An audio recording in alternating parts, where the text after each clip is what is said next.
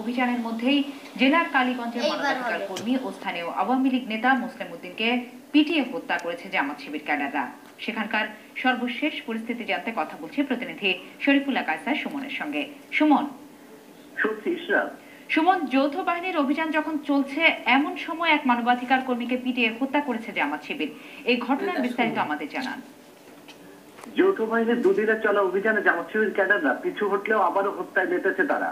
অভিযানের প্রতিবাদে আহ্বানকৃত হরতাল সফলে আজ ব্যর্থ হয় তারা, কিন্তু মানবাধিকার কর্মী মুসলিম আলীকে পিটিয়ে হত্যা করে জামাত শিবিরের ক্যাডাররা। জামাত শিবির কর্তৃক কেটে দেওয়া রাস্তা আজ দুপুরে যৌথ বাহিনীরা সংস্কার করে চলে যাওয়ার পর জামাত শিবিরের সশস্ত্র ক্যাডাররা সংঘবদ্ধ হয়ে কালীগঞ্জ উপজেলা মানবাধিকার বাস্তবায়ন সংস্থার সভাপতি প্রবীণ রাজনীতিক মুসলিম আলীকে পিটিয়ে হত্যা করে।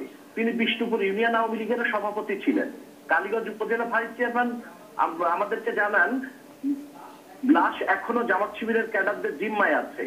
মুসলিম আলী মানবাধিকার কর্মী থাকার কারণে কিছুদিন আগে আমি যখন কালীগঞ্জে নিউজ করতে গিয়েছিলাম তখন তিনি বারবার করে আমাকে জানাচ্ছিলেন যে জামাত শিবির ক্যাডাররা তাকে হত্যার হুমকি দিচ্ছে, একাধিকবার তাকে নিষেধ করেছে মানবাধিকার পরিস্থিতি বিভিন্ন জায়গায় যাতে তুলে না ধরে।